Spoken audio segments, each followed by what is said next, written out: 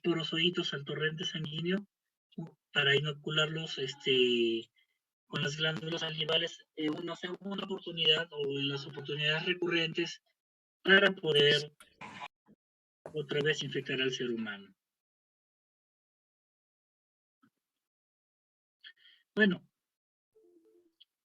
este cuadro que les presento a continuación nos habla de las características morfológicas, microbiológicas de las diferentes especies de Plasmodium, ¿no?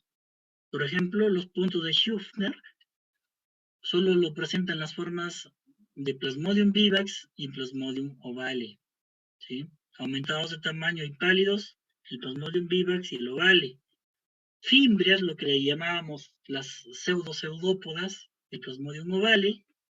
En los puntos de Maurer-Klum, solamente el Plasmodium falciparum, ¿sí?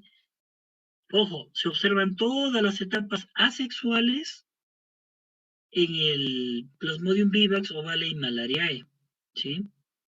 Y la forma de banda del núcleo en el Plasmodium malariae, ¿no? Como si fuese una pequeña caña del maíz, ¿no? Bueno, esta infección parasitaria tiene una interesante relación clínica-especie, ¿no? Que la vamos a comentar. Existen rasgos clínicos característicos de la infección que dependen de las especies del parásito y del estado inmunológico del paciente. El Plasmodium falciparum va a originar una enfermedad potencialmente mortal. Tanto así, les comento para su conocimiento que más fueron en el año 1995, los soldados que padecieron de malaria en la época de la guerra del Cenepa, que los que fueron heridos por el fragor de la batalla, ¿no? Entonces, ¿cuáles son las complicaciones clínicas? Van, por ejemplo, desde el edema cerebral, la hipoglicemia. Ojo, la hipoglicemia es explicada por la depresión de las reservas de glucógeno del hepatocito. Entonces, cuando hay hepatoesplenomegalia y hay una gran infiltración del parásito en la forma intracelular hepática, finalmente se van a depletar las reservas de glucógeno y el paciente puede hacer hipoglicemia, que incluso lo puede llevar a un estado mortal que se llama la neuroglucopenia, es decir, llegar al estado de coma por la persistente hipoglucemia. Eso se le denomina la neuroglucopenia. También el edema pulmonar, la insuficiencia renal aguda, la hemólisis intravascular. Importante. Hemólisis intravascular. Acá le estoy poniendo un infinito. ¿Sí? Eso. Lo estoy destacando. Una cosa muy importante.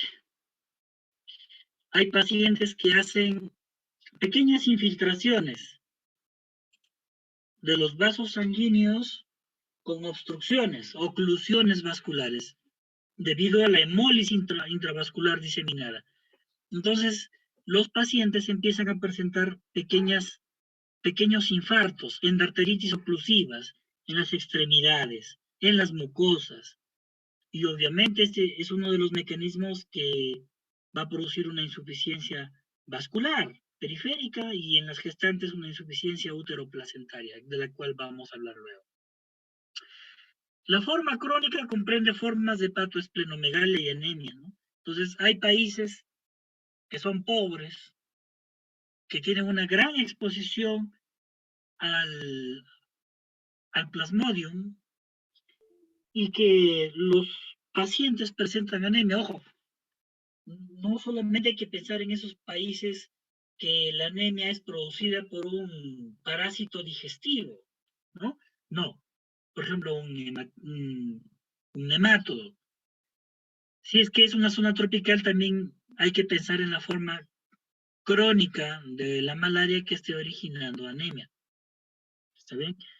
La insuficiencia útero-placentaria vascular de la cual mencioné hace un momento, va a producir una disminución del riego en las vellosidades coriales. Y habitualmente esto va a conducir al aborto, a las gestaciones con parto pretérmino, al retardo en el crecimiento intrauterino, es decir, al hacer el seguimiento ecográfico del embrión y luego del feto, se ve que hay una disminución del tamaño esperado para la edad gestacional. Y finalmente, el neonato va a tener un bajo peso al nacer. Otra cosa muy importante es que la quimioterapia antipalúdica depende del parásito infectante, de los efectos adversos del fármaco, de las etapas del ciclo de vida del parásito, del estado de fármaco-resistencia y de la inmunidad del huésped. Por lo tanto, la OMS ha creído conveniente clasificar, según el sitio de acción en el ciclo de vida del parásito, a la terapia antipalúdica. Entonces, hablemos así de los esquizonticidas tisulares que van a actuar en las formas extraeritrocitarias hepáticas, de los esquizonticidas hemáticos, de los gametocidas que van a atacar las formas sexuales del parásito, de los hipnozoitocidas que van a matar las formas latentes del Plasmodium vivax y del Plasmodium ovale, de los esporontocidas que van a interrumpir la replicación, pero en el mosquito. ¿Sí? La clasificación de la OMS la divide en esquizonticidas hísticos, sanguíneos y gametocidas. ¿Sí? Ojo, una cosa muy importante que tengo que decirles, y acá abajo se lo ha destacado. No existe ningún fármaco que de por sí logre una cura radical. Por eso es que en las formas complicadas de malaria, diversos estamentos de salud en diversos países, y gracias a las sugerencias de las OMS, suelen combinar el tratamiento, especialmente cuando hay infección por Plasmodium falciparum. Así es que nosotros podemos agrupar que en el grupo A vamos a hablar de esporontocidas, donde vamos a tener a la primaquina, al proguanil y a la pirimetamina. Esquizonticidas tisulares, al proguanil, a la pirimetamina, a la primaquina, y ojo, miren quién aparece por acá, la tetraciclina. También vamos a tener acciones hipnozoitocida a la primaquina y como gametocida también a la primaquina. En cuanto a los esquizonticidas hemáticos, tenemos a la cloroquina, la quinina, la quinidina, la nefloquina, el artesunato, el artemeter, ahí nos falta colocar artemeter, la sulfadoxina, la pirimetamina. Una cuestión interesante, ¿no? Hay desde ya hace desde milenios, ¿no? Un uso ancestral de los derivados del árbol del quingashu, ¿no? En el Asia, y en América del árbol de la quina. Mientras que del árbol de la quina se obtiene la cloroquina, quinidina, mefloquina, hidroxicloroquina. Del árbol del quingashu se obtiene el artesunato y el artemeter, que vamos a ver su clasificación farmacológica. Una cosa que hay que destacar aquí es la presencia de un inhibidor de los ribosomas 30S, ¿no? De la tetraciclina. Y algo que hay que destacar en el paludismo clínico son las reacciones febriles. El Plasmodium falciparum y del Plasmodium ovale La reacción febril se suele presentar en forma periódica cada 48 horas. Pero ojo, una cosa muy importante, más del 75% de casos de Plasmodium falciparum, al menos hablamos de la descripción clínica, de los casos moderados de Plasmodium falciparum, pueden también presentar fiebre cada 48 horas. Pero cuando es una infección severa, suelen producir fiebre todos los días, 1 o 2 veces al día, sin un patrón clínico característico. En cambio, en las infecciones por Plasmodium vivax y por Plasmodium malariae, se suele presentar en promedio cada 72 horas, ¿no? De ahí venían las llamadas denominaciones de la fiebre cuartana, la fiebre triana, ¿no? Cuando cada 3 o 4 días se presentaba. Muy bien, acá sí vamos a tener que explayarnos bien, porque vamos a hablar acerca de la farmacodinamia, de los tipos o de las familias de los fármacos utilizados en la quimioterapia antipalúdica. El primer grupo es un grupo muy conocido, tal vez, digámoslo así, el grupo que más se ha usado, ¿no? El grupo de las 4-aminoquinolinas, ¿no? Es un grupo usado ampliamente, pero especialmente para tratar infecciones no complicadas por Plasmodium vivax, por Plasmodium malariae y por Plasmodium ovale.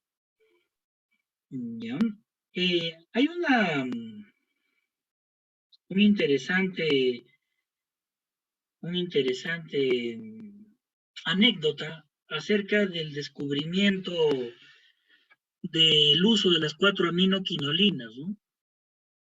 Recordemos que en el año 1620 el virrey Luis Jerónimo de Cabrera y Bobadilla, ¿no? Llamado también conde de Chinchón, trajo a su esposa a vivir a Lima, y su esposa enferma de malaria, ¿no?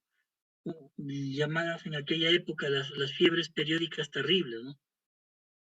Similares a las del África, así lo llamaban los españoles. Cuando escuchó hablar, después de 12 días de fiebre, deshidratación y anemia, gran palidez, escuchó hablar este conde de Chinchón, que en una población de la sierra de Ica existe un árbol cuyo hervor de algunas raíces eh, servía para tratar la fiebre, ¿no? Esa fue la forma en cual una de las criadas de la esposa le explicó. Obtuvieron aquellas raíces y efectivamente, ¿no? Las sometieron a un leve hervor, un corto hervor, y finalmente obtuvieron derivados de las 4-aminoquinolinas, a tal punto que el árbol de la quina se denomina, el nombre científico taxonómico es Chinchona medicinalis. La Chinchona medicinalis, de la cual nosotros tenemos 3 fármacos, ¿no? Cloroquina, hidroxicloroquina, la amodiaquina, ¿sí? Y tiene una característica importante, que se concentran en los lisosomas del parásito, donde la hemoglobina está siendo digerida. De esa manera, las 4-aminoquinolinas se fijan en las porfirinas, inhibiendo la polimerización también de la hemina tóxica en forma de hemozoína insoluble, que prácticamente va a formar un pigmento insoluble en el parásito. Ojo, la cloroquina es el fármaco patrón, ¿no? Este grupo de las 4-aminoquinoleínas. Ahí falta una, aminoquinoleínas. la cloroquina es el fármaco antipalúdico más ampliamente prescrito en los trópicos, ¿no? Especialmente si el parásito es sensible a ella. Eso es lo más importante, si el parásito es sensible a ella. ¿Por qué es importante reconocer la sensibilidad? Porque lastimosamente hay algunos Plasmodium falciparum que han desarrollado mecanismos de resistencia. Por ejemplo, la mutación de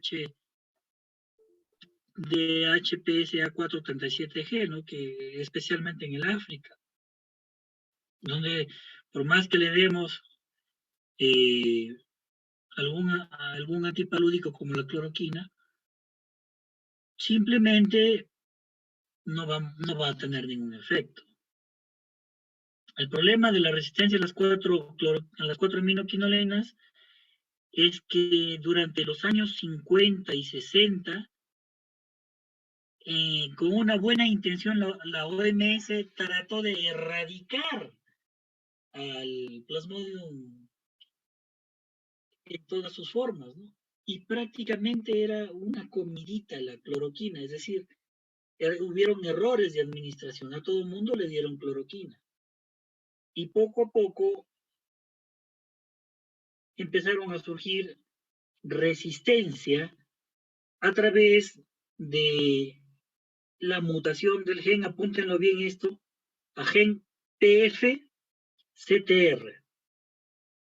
K67T, que es la mutación de un gen responsable de la resistencia. ¿Sí? Hay otros dos genes llamados el PFMDRN86Y y el D1246Y, que van a disminuir la sensibilidad a la cloroquina y a la modiaquina, ¿sí? Pero aumentan la sensibilidad a la mefloquina y a las artemisinas. Eso es importante. Estos dos últimos que les he mencionado van a aumentar la susceptibilidad a las artemisinas y a la mefloquina. Mientras que nos aumentan la resistencia a las 4 aminoquinolinas, finalmente nos van a aumentar la sensibilidad a los derivados del quingazo, ¿no? De los alcaloides del quingazo obtenidos de las llamados ahora artemisinas, ¿no? Como son la artemisina y el artemeter. Otra cosa importante, y acá nomás, esto de acá lo hemos visto acá en el Perú, en Haití, en República Dominicana y en Brasil, ¿no? La sensibilidad a cloroquina puede recuperarse tras años de presión farmacológica. Es decir, ¿a qué se denomina presión farmacológica? Al hecho de usar en demasía, en exceso la cloroquina. Es más, algunos países ya han aflojado la medida, es decir, ya no permiten que si el paciente tiene fiebre hay que darle simplemente cloroquina, así sea por una influenza, ¿no? O sea, así sea la fiebre por una influenza, pues había países donde se les daba la cloroquina hasta para una fiebre. Yo quiero que observen que las 4 aminoquinolinas a la derecha, si ustedes van a la derecha, tienen un excelente espectro esquizonticida hemático, ¿sí? Lo voy a anotar con este lápiz interactivo. Tiene un excelente efecto esquizonticida hemático. ¿Sí? Otra cosa importante es que es un muy buen gametocida. ¿Sí? Entonces, tiene la ventaja de matar a los gametos, macro y microgametos de las especies de Plasmodium malariae, Plasmodium vivax y Plasmodium ovale. Entonces ya conocemos a las 4 aminoquinolinas, ¿no? Entre los efectos pues adversos que vemos en las 4 aminoquinolinas, vamos a tener la sensación de náusea, los vómitos, la cefalea. Y ojo, son medicamentos que van a tener una metabolización hepática, una biotransformación hepática. Por lo tanto, si es que el paciente ya ha hecho una afección hepática importante, es mucho más fácil que el paciente desarrolle una hepatitis tóxica medicamentosa. Y eso lo vamos a ver por un incremento en los valores de las transaminasas. Y eso es peligroso porque una vez que las bilirrubinas empiezan a aumentar, existe un mayor riesgo de insuficiencia renal aguda por necrosis tubular. Bueno, hablemos de los arilaminoalcoholes, ¿no? Que lo vamos a dividir a su vez en dos subfilas. Las quinolinas metanoles, como la quinina y la quinidina, y el fenantreno metanol, o alofentrina, ¿sí? La característica importante es que tienen un excelente efecto esquizonticida hemático y gametocida, similar al uso de las 4-aminoquinolinas. Entonces vamos a destacar aquí el efecto gametocida y finalmente el efecto esquizonticida hemático, ¿sí? Entonces, en algunos países constituyen tanto las 4-aminoquinolinas como los arilaminoalcoholes fármacos de elección. Entonces, acuérdense que aquí estamos en una clase de farmacología. No vamos a hablar de los esquemas de tratamiento, vamos a hablar de la acción de los medicamentos y también vamos a hablar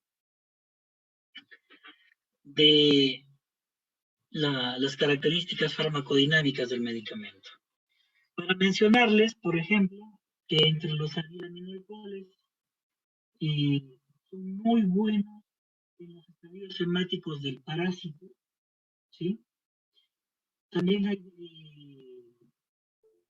se puede observar como efectos adversos la toxicidad acústica, toxicidad vestibular y toxicidad de la llamada toxicidad oftálmica. O sea, el paciente puede tener retinitis, el paciente puede tener una corioretinitis, el paciente puede expresarlo clínicamente como pérdida de la visión borrosa de tipo central, puede tener acúfenos o tinnitus, es decir, una sensación de sonido o de piedras que van rodando por un río, a eso se denomina tinnitus o acúfenos, y que aumenta en proporción a la dosis.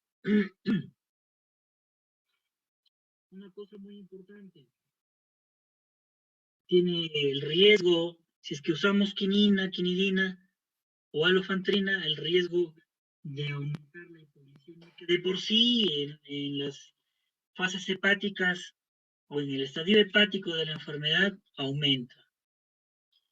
Otros medicamentos utilizados son los antifólicos, como los llamados antifólicos de tipo 1. ¿A qué se le llama antifólico de tipo 1? Que estos medicamentos van a inhibir a la enzima dihidroteroatosintetasa, ¿sí? Y a los antifólicos de tipo 2, que van a inhibir la enzima dihidrofolato reductasa. Acuérdense que nosotros necesitamos, a través de este mecanismo, nosotros vamos a formar el desoxitimidilato, que después va a formar timidina, que es una base nitrogenada que nosotros la utilizamos para formar las cadenas de ADN. En los fármacos de tipo 1, cuyo mecanismo de acción ya expliqué, la inhibición de la dihidroteroatosintetasa o DHPS, tenemos a la sulfadoxina, a la dapsona, que la usamos también en el tratamiento de la lepra, y como fármaco de segunda elección en el esquema antituberculoso multidrogoresistente. También se usó en alguna oportunidad el sulfamethoxazol. Cabe destacar que los antibióticos antifólicos que también se usan en el tratamiento antipalúdico, especialmente la sulfadoxina, ojo acá, es un fármaco bastante utilizado, especialmente como esquizonticida hemático. Si ustedes pueden observar el perfil farmacodinámico de como esquizonticida hemático comparado con la dapsona y el sulfamethoxazol, lo voy a encerrar aquí. el fármaco, el efecto esquizonticida es mucho mayor con la sulfadoxina, moderadamente con la dapsona y de leve a moderado el efecto con el sulfamethoxazol. Ahora vean hacia la derecha de donde dice gametocida. No tiene efecto gametocida, como ustedes pueden apreciar. No hay efecto gametocida. Esporontocida menos aún. Pero si nos vamos hacia la izquierda, ahora sí, veamos los fármacos antifólicos de tipo 2. Y acá tenemos a la llamada proguanila tobacona, clorproguanil, a la pirimetamina. Este fármaco es importante, la pirimetamina, muy importante, porque este fármaco también se utiliza en infecciones por otros protozoarios. Por ejemplo, en las infecciones por Toxoplasma gondii, ¿sí? Incluso en las infecciones por llamémoslo así, un organismo microbiológico parasitario limítrofe con características entre hongo y protozoario. Ustedes lo conocen, antiguamente le llamaban el Pneumocystis carini, actualmente se llama Pneumocystis jirovecii, ¿no? ¿Sí? Por eso es que yo destaco aquí a la pirimetamina. Muy bien. Quiero que aprecien aquí que estos fármacos, como el proguanil, el clorproguanil, la pirimetamina y el trimethoprim, tienen un excelente efecto esporontocida, ¿sí? Acá a la derecha, con azul, he desarrollado, he enlazado para que ustedes aprecien el efecto esporontocida, que es muy bueno, especialmente el proguanil, el clorproguanil y la pirimetamina. Muy bien. Otro efecto beneficioso a destacar es el efecto esquizonticida tisular, ¿sí? Y aquí sí voy a ser muy claro. Diversos países utilizan este efecto de ser esquizonticida tisular para dar tratamiento con proguanil, clorproguanil o pirimetamina a las formas hepáticas del parásito. Pero especialmente, este efecto se observa en las infecciones por Plasmodium falciparum. Por eso es que ahí yo he puesto FFF. ¿Sí? Se aprecia mejor ahí. Una cosa que hay que destacar, ¿no? Es que la concentración intracapilar hepática es muy alta del fármaco y obviamente intersticial también. Comparado, por ejemplo, con concentraciones que se han hecho mediante estudios de radionúclidos con otros tejidos, como el alveolo, el mismo vaso, o sea, me refiero al alveolo pulmonar, por si acaso, el mismo vaso, ¿sí? Tejido celular subcutáneo, y su uso es adecuado, por ejemplo, en algunas formas de neuromalaria, ¿no? Y en las formas de los cuadros de insuficiencia vascular placentaria en la malaria. Pero ojo, el problema es que como inhiben la dihidrofolato reductasa, el uso es un poco controversial en el embarazo. En realidad este tipo de fármacos está proscrito en el primer trimestre, ya que puede aumentar la incidencia de algunas alteraciones en la formación neurológica pues, del embrión, ¿no? Se lo ha usado, sí, con cierto riesgo, ¿no? Muy bien. Hablemos de las 8 aminoquinolinas, ¿no? Son fármacos que estructuralmente se pueden relacionar con las 4 aminoquinoleínas. Y acá tenemos el fármaco patrón que se llama primaquina, ¿sí? La primaquina es un fármaco muy noble, muy bien usado. La primaquina se activa especialmente sobre los estadios de no crecimiento del paludismo, especialmente gametocitos e hipnozoitos, ¿no?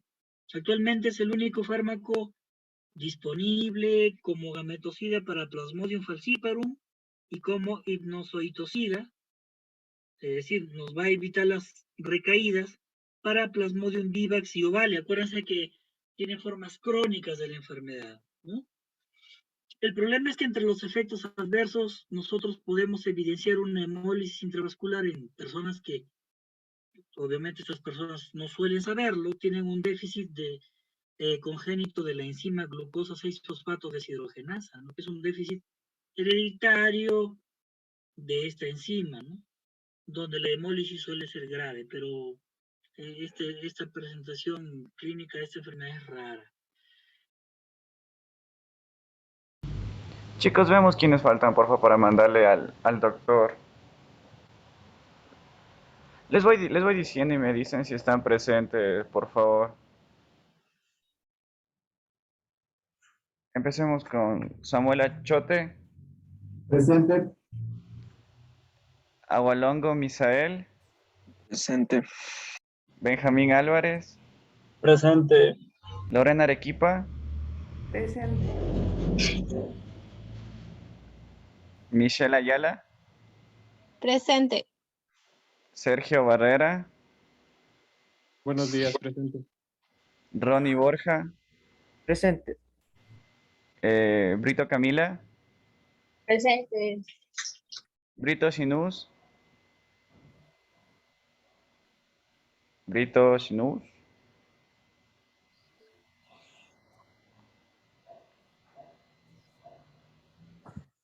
Kenny Calvapiña, Presente. Carlos Campaña, Presente. Zoe Castro, Presente. Alexis Chagla, Presente. Mijael Chico, Michael Chico,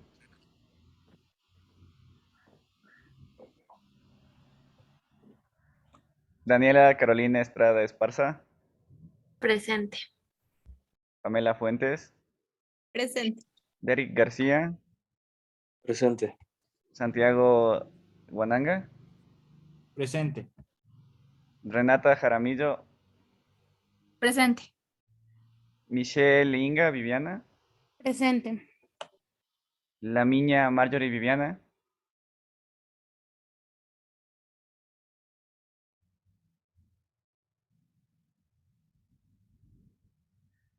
Evelyn Lara, Presente.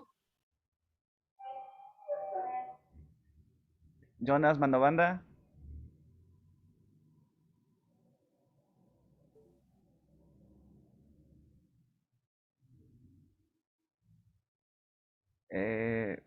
Luis Ocaña, Presente. Araceli Padilla, Presente. Karen Piray, Presente. Jennifer Puyugando, Presente. Luz Quispe, Presente. Michelle Rodríguez, Presente. Karina Solano, Presente. Andrés Tubón, Presente. Ingrid Tustón, Presente. Jenny Valverde, Presente. Cristina Vintimilla, Presente. Emerson Vela, Presente. Nacheli Velastegui, Presente. Rubén Darío Huatancanay, Presente. Brian Yambay, Buenas tardes, Luis, presente. Cristian Yuquilema Presente. y Johan Zúñiga. Presente. Ya chicos, ya podemos irnos ya, porque igual ya se va a cerrar y ya se está acabando la hora igual. Antes de que se retiren, como por arte de magia, aparecieron 3 estudiantes más. Todo el tiempo estaban 35. sea, y ahí les tengo ubicados quiénes son, quienes prácticamente hacen, se salen y entran, no, no sé. Bueno, está bien, no hay problema. A ver, un comentario final. El propósito de realizar este tipo de proyecciones es, se supone, dar una situación de claridad última prácticamente antes de la prueba, porque nosotros hemos visto la magnitud y la cantidad de conocimientos de temas y subtemas que hay en cada uno de los antimicrobianos, mucho más al respecto de los antiparasitarios. En todo caso, pues es verdad, sobre todo en el segundo video, pues hay una variedad, pero bastante importante de diferentes drogas y diferentes fármacos, sobre todo en el tratamiento del paludismo. Y se supone también que ustedes paludismo debieron haber estudiado.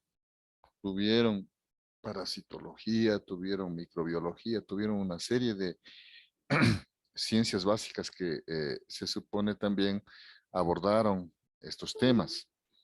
Entonces, yo sé que de pronto pues es prácticamente difícil memorizar todo, pero tampoco estamos hablando de cosas a lo mejor que no tengan un sustento o una base inicial. Yo aspiro que de pronto, pues, con todo esto que ya damos por cerrado prácticamente el tema de antimicrobianos, nos vamos a concentrar exclusivamente a culminar el sistema nervioso. Pero la evaluación que está propuesta se la va a hacer y miren que son los 4 grupos de fármacos. Bien, nada más por el momento y muchas gracias por la presencia de los que estuvieron.